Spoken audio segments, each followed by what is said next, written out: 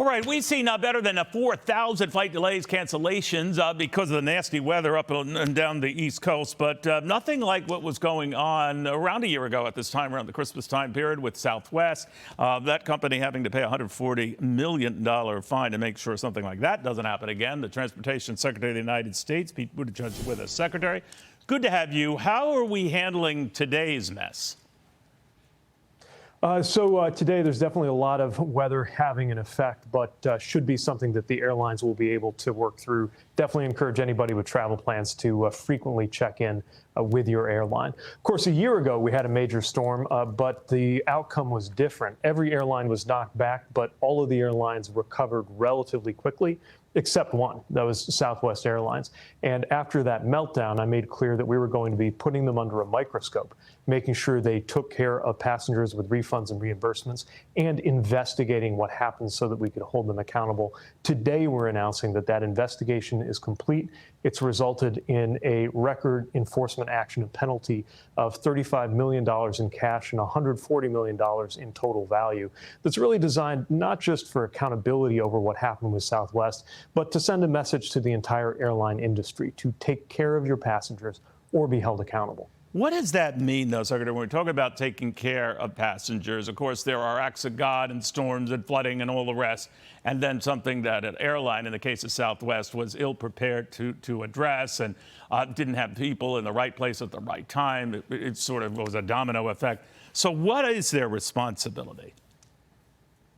Yeah, I'll give you some examples. So our investigation found that customers were not able to get someone on the phone, sometimes having to wait for hours. And the only thing more frustrating than getting to the airport, finding out your flight was canceled, was taking hours to get anybody on the line from the airline who could tell you what was going to happen next. Another example is notifications that a flight was canceled, something an airline should tell you as soon as they know. But in this case, the system had broken down so completely at Southwest Airlines that passengers left their homes not knowing their flights were already canceled and only found out once they got to the airport. These are examples of things that airlines are responsible for handling. Look, we don't want to be unfair about this. We know that nobody controls the weather, but airlines are responsible for their own systems, their own treatment of passengers. That's part of what led to this record enforcement action. Now, as I said, there's $35 million in a fine, but the majority of that penalty is actually going to be paid to passengers. The way it works is that for the next 3 years, Southwest will be required to pay an additional $75 in vouchers or credits to any passenger who experiences a cancellation or major delay, up to $90 million. That's something that is designed to make sure that some of the value of this enforcement action, most of the value of this enforcement action, is going not to the U.S. Treasury, but to passengers who will benefit going forward. And again, changing the incentives so that airlines know that you can't cut corners and you shouldn't allow anything to happen that would leave you vulnerable to this kind of meltdown. What happened a year ago with Southwest should never happen again. If I could switch gears ever quickly, we have only about a minute left. I apologize, Secretary, but you, of course, have been talking about incentives for electric vehicles and the like. Americans seem to be resisting. Some of the automakers seem to be pushing back their own EV plans.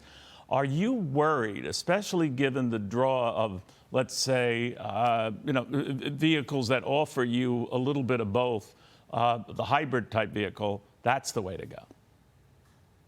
Well, I do think the hybrid type vehicles have a place. As a matter of fact, that's what my family uses, a plug-in hybrid minivan. The way it works is it kind of runs electric the first 30 or 40 miles, then it kicks over to the gas engine. For some families, that's going to be the right answer, at least for the medium term. That said, demand for electric vehicles has led to over 1 million in sales. The share of EVs has roughly tripled over the last few years. We see that trend continuing. But look, this is a process, right? The goal is that by the end of this decade, about half of the new cars are EVs. Our policy is to keep pushing to lower the cost of those EVs, to make sure that you can find chargers when you need them, and to make sure that they're made in America.